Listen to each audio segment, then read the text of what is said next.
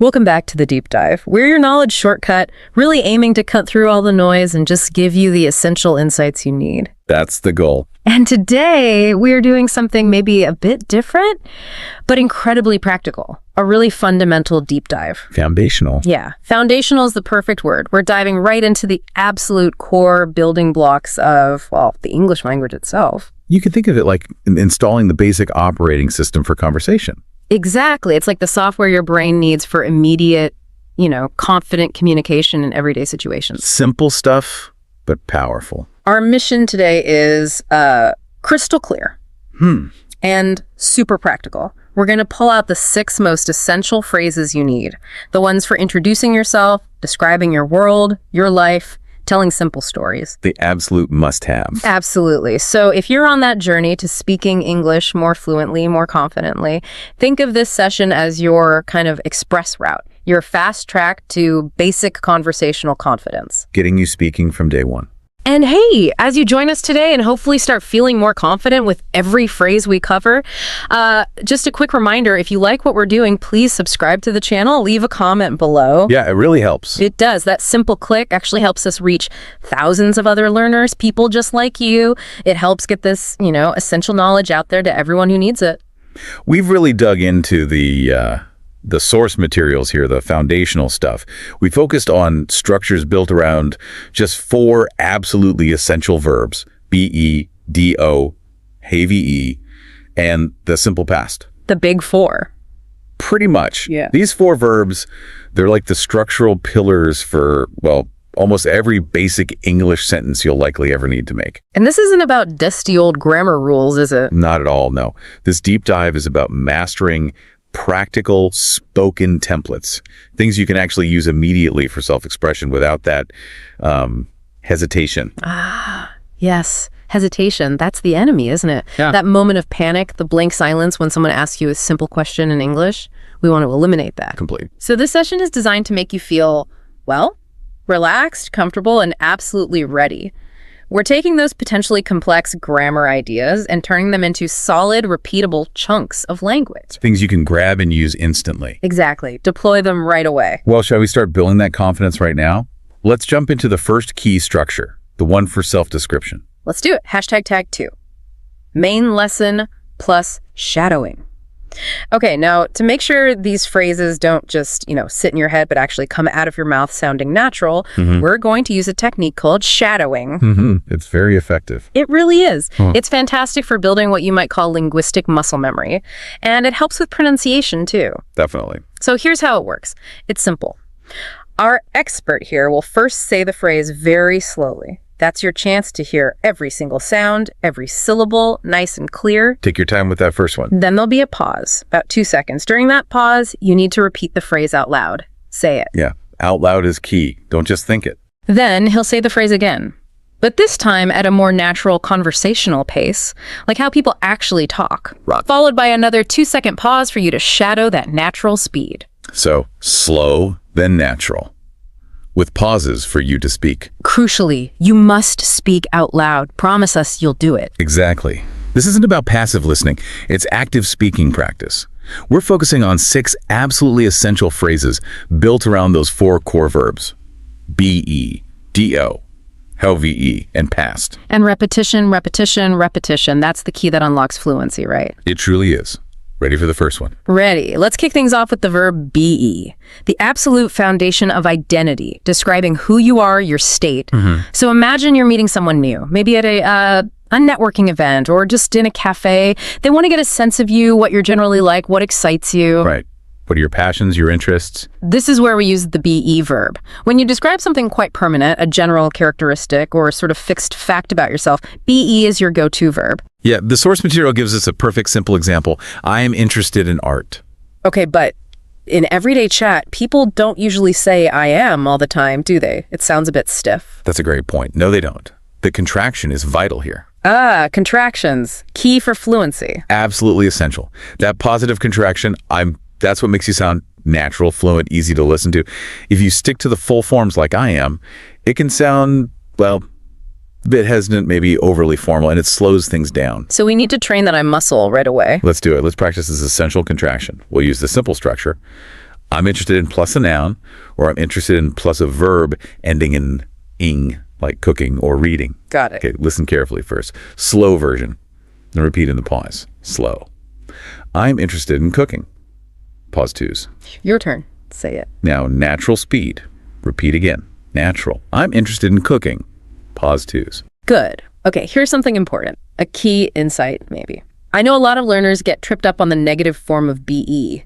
They try to use do not, like with other verbs. Yes, that's a common hurdle. Why doesn't that work? Why can't you say, I do not be interested? Because be is what we sometimes call a strong verb. It's independent. It doesn't need a helper verb like do to form its negative. It just takes not directly after it. So it handles its own negativity. You can say that. It stands alone. So the negative short form is simply I'm not. For example, I'm interested in sport. Positive. Then I'm not interested in politics. Negative. Wow, the simplicity is actually the power there, isn't it? It really is. Don't overcomplicate it. Let's try a quick back and forth then, using both. So you can hear the positive and the negative contraction clearly. I'll start. I'm interested in politics. Okay. Well, I'm not interested in politics, but I am very interested in sport. Ooh, did you catch that? You said I am fully in that second part. Why? Good ear. Sometimes, just sometimes, we do use the full form, like I am, specifically to emphasize a contrast or correct misinformation. The contraction I'm is the everyday default standard. Yeah. Using the full I am as a little punch, bit of emphasis. Okay, so default to I'm but no I am exists for emphasis. Yeah. Got it. That's a neat little fluency point. Exactly. Moving on to number 2. Let's do it. Okay, so we've covered who you are generally, your interests. Now let's switch to what you are doing right now, like at this exact moment in time. The action in progress. This is where the present continuous tense comes in. It signals to the listener that the action is temporary and it's happening. It's ongoing as we speak. Right. This comes from Unit 3 in the source material, and it's absolutely crucial for talking about the now. The structure is pretty straightforward. I am plus your main verb with that ing ending. And that little ending makes all the difference. It really does. And the key insight here, the deep understanding, is recognizing the temporary nature of this structure. It's not forever, it's just for now. Okay, because I hear this confusion a lot. Students mix up I work and I'm working. Can you quickly break down why that ing changes everything? Absolutely. Great question. If you say, I work in a bank, Yeah. using the simple present, you're describing your permanent job, your routine. It's part of your identity, right? A general fact. Exactly. But if you say, I'm working with the ing, you're telling me what you are doing at the moment of speaking. It's a temporary action. So if you call me on the phone, Right. If I call you and you say, sorry, I can't talk, I'm studying, it means you have your books open right now. But if you say, I study literature, that's your your field, your general routine. okay, that distinction is vital. Present simple for routine, present continuous for now. Oh, you've got it. That's the core difference. So we use this present continuous to kind of capture a snapshot of the present moment. Let's practice building one of these right now sentences. Okay? Remember, slow first, then natural.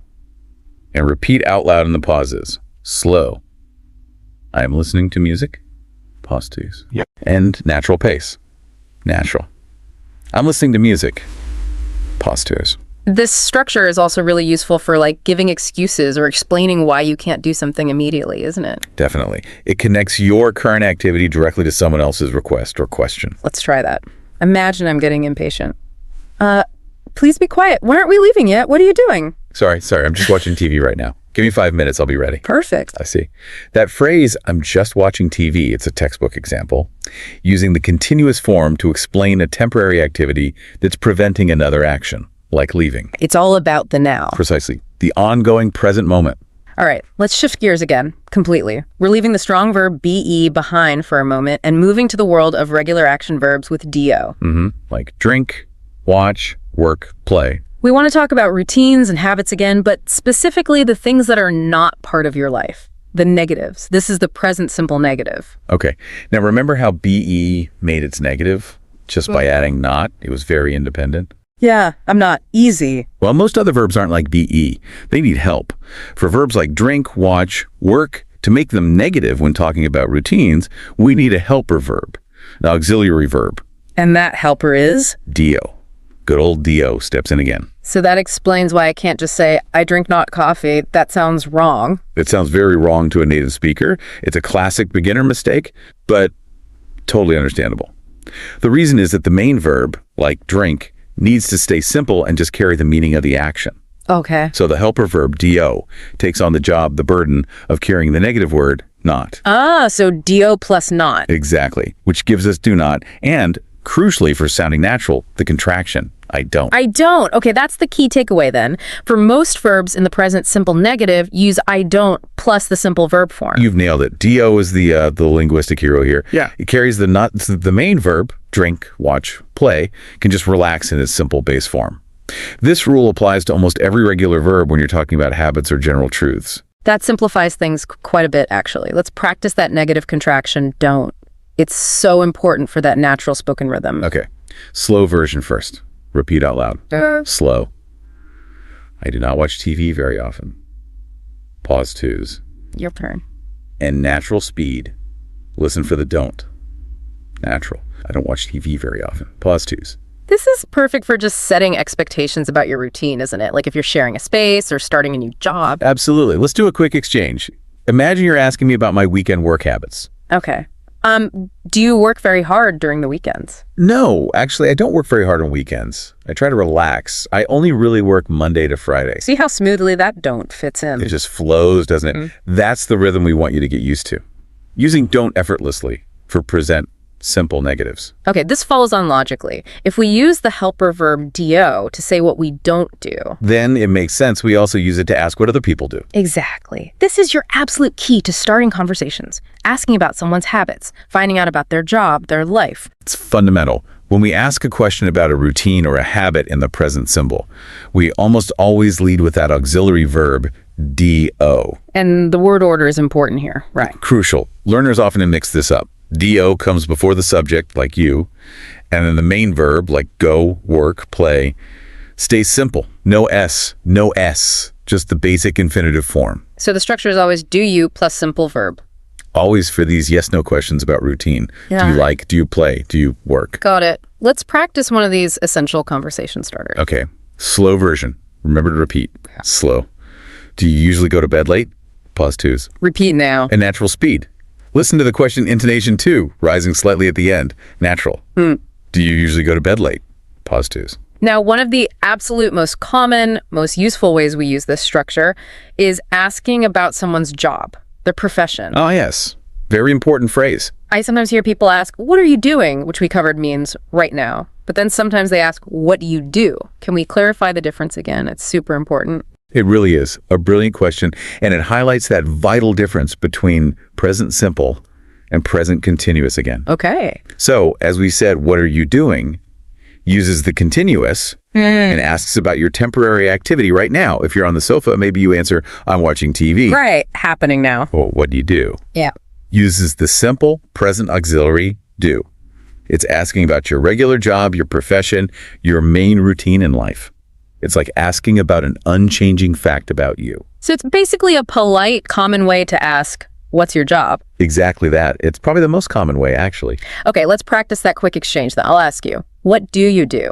Or maybe, what do you do for a living? I work in a bank. Simple. See how quickly you go from just being curious to getting real information. Mastering do you and what do you do is like mastering the art of starting conversations. Absolutely fundamental. Right. We've tackled be and do. Time for the third core verb in our lineup, have. Have, another really versatile one. Yeah, it's mainly used to talk about possession things you own, right? Like I have a car.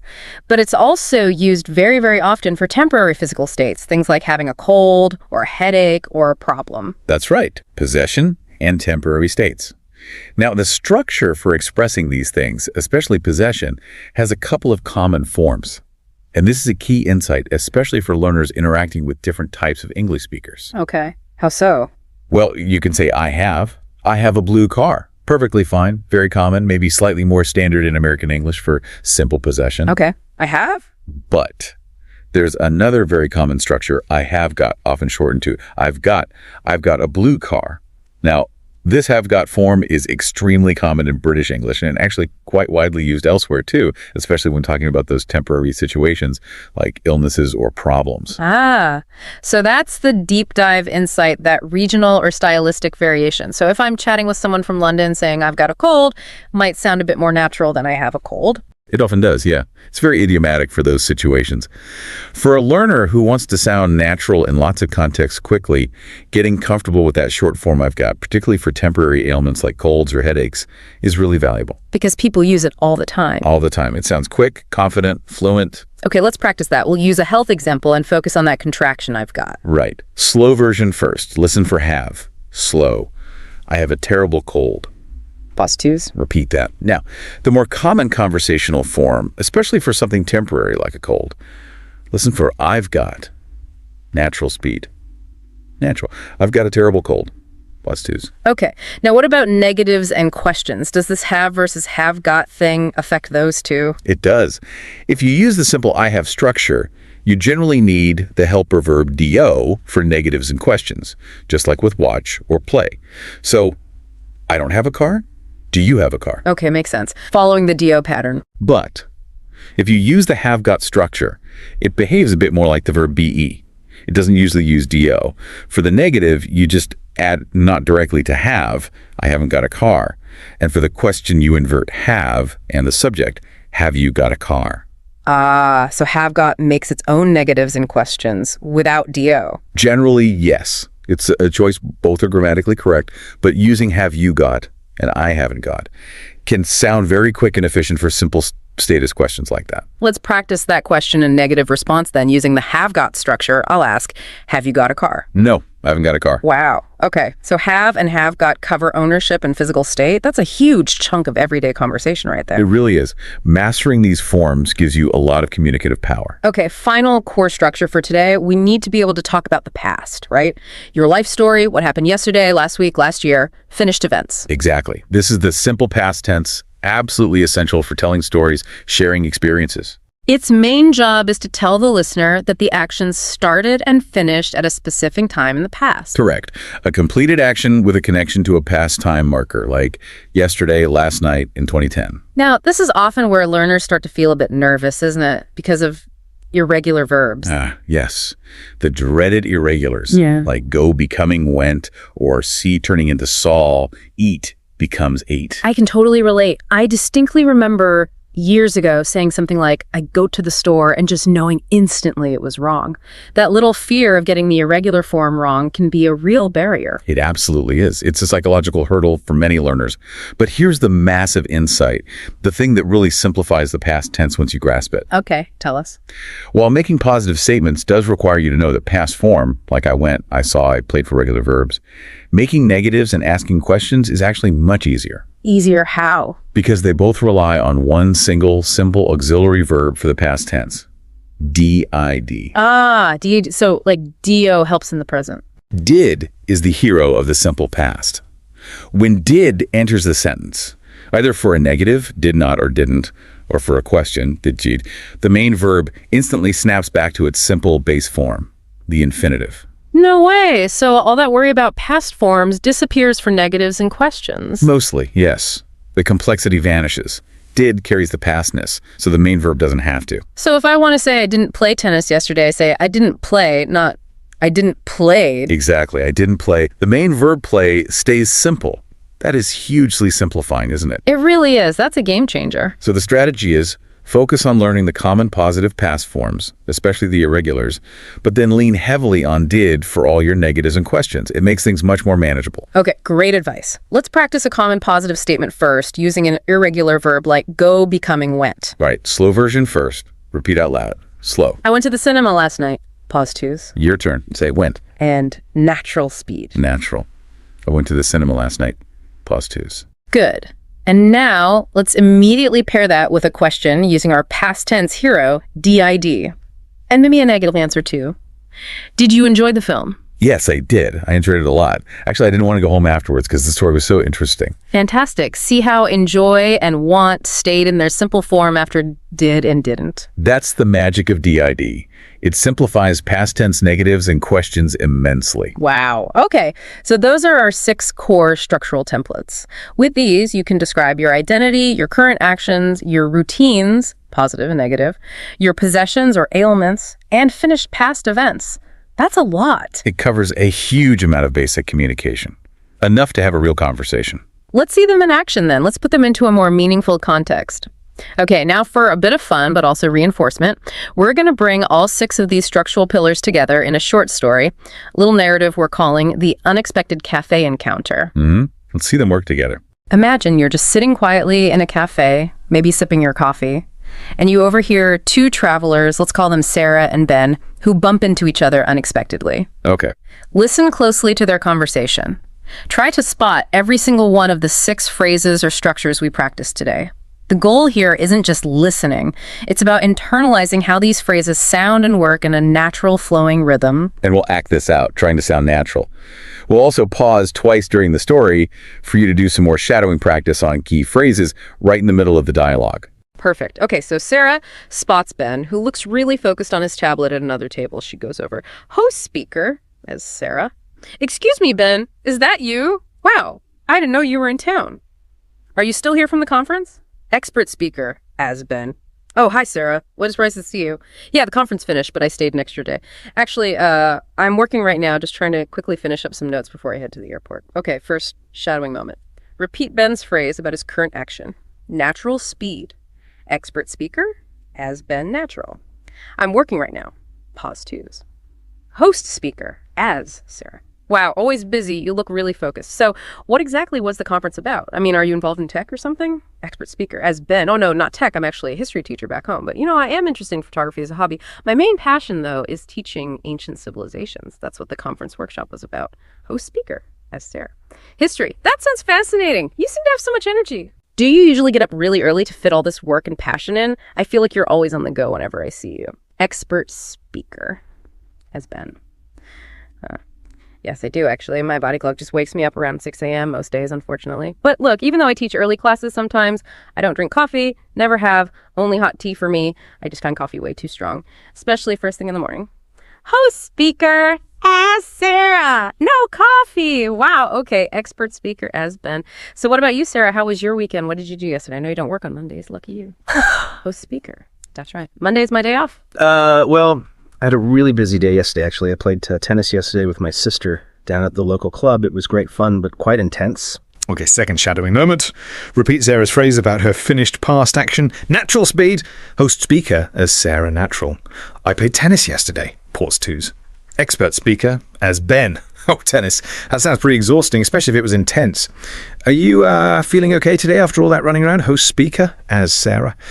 Not entirely, to be perfectly honest. We were out in the sun for ages, and now I have a terrible headache. Yeah, I've got a terrible headache, actually. Really pounding. Expert speaker as Ben. Oh, no, that sounds awful. Poor you. Have you got any painkillers with you? Or even just some water? Maybe you're dehydrated. Host speaker as Sarah. No, unfortunately, I haven't got any medicine with me right now, but grabbing some water is a good idea. Thanks, Ben. Anyway, look, it was really great catching up, but I probably should go and rest before my head starts throbbing even more. Expert speaker as Ben. Oh, absolutely. I completely understand. Don't worry about it. It was really nice running into you, though, Sarah. Take care, and good luck getting rid of that headache. Okay, end scene. Now, just stop and think about that little exchange for a moment, listener. Did you hear them? They weren't using super complex words or fancy idioms, were they? Not at all. But they shared real information, connected. Ben described his temporary state. What was the phrase? I'm working right now. Phrase 2. Right. And his identity and interests. I am interested in photography. Phrase 1. And a routine or habit. I don't drink coffee. Phrase 3. And Sarah shared a finished past event. I played tennis yesterday. Phrase 6. And also a temporary physical problem. I've got a terrible headache. Phrase 5. And Ben asked about her routine using do you usually. phrase 4, and about possession using have you got, phrase 5 again. They use pretty much all 6 structures naturally within just a few lines of dialogue. And that's the whole point. These structures, they're like the foundational mortar, the glue that holds everyday conversation together. When you really master these 6 templates, you gain this amazing ability to communicate essential things instantly. Yeah, without getting stuck trying to translate complicated thoughts. You can just share who you are, what you're doing, what you have, what you did. Basic, but essential. The building blocks for fluency. #Tag4CTA. So there you have it. We've literally handed you the 6 most essential English structures you need for immediate, confident conversation, pulled directly from analyzing foundational language materials. The core of the core. But look, this is really just scratching the surface, isn't it? It's the beginning. Oh, absolutely. There are nuances, variations, more practice needed to make them truly automatic. Exactly. So if you're feeling motivated now, if you want to go deeper, master all the little variations of these structures and really embed this knowledge with hundreds of practice exercises, well, we strongly recommend getting your hands on the complete reference materials that inspired this deep dive. The book where all these units 1, 3, 5, 6, 7, 9, 11, 12 come from. Yeah. It lays it all out systematically. Yeah. The safe, official link to get your copy and kit of building that solid foundation and confidence is right below this player in the description. Investing in that resource is investing in your fluency. Definitely worth it if you're serious about progressing.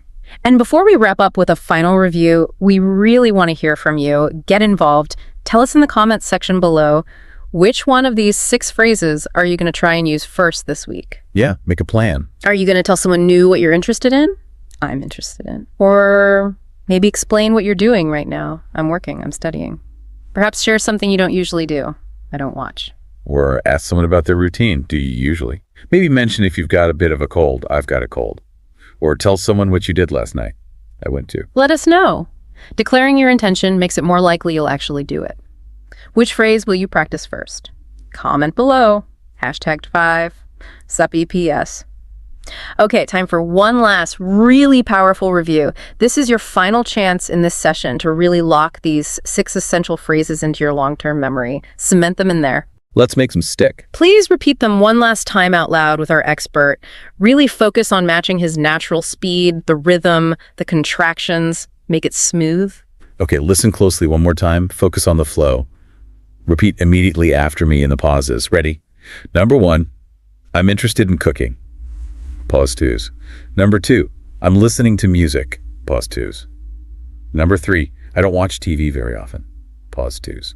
Number 4, do you usually go to bed late? Pause 2s. Number 5, I've got a terrible cold. Pause 2s. Number 6, I went to the cinema last night. Pause 2s. Fantastic. That was 6 essential structural tools delivered straight to your brain, hopefully ready for immediate use out there in the real world. And hey, if you found yourself struggling a bit with one of them just now, maybe the past tense one, I went. Or maybe you caught yourself wanting to say, I have a cold instead of I've got a cold. That's actually wonderful. Wonderful. Why? Because it means your brain is actively processing and noticing the gaps. It's highlighting exactly where you need to focus a little more practice.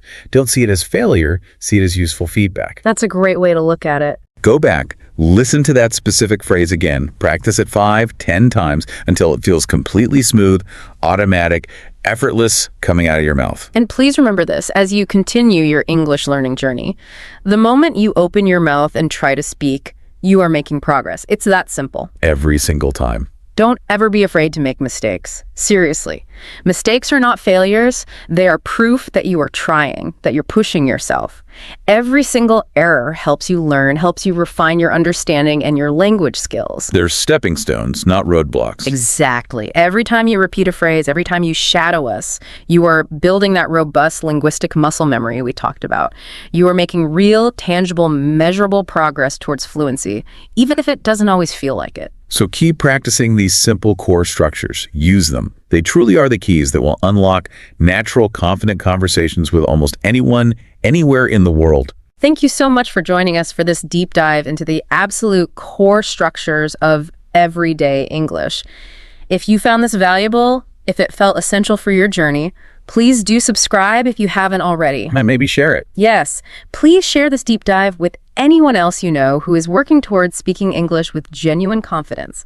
Help us spread the knowledge. Let's get everyone speaking. Thanks for listening to Fluent English for Life. We'll see you next time.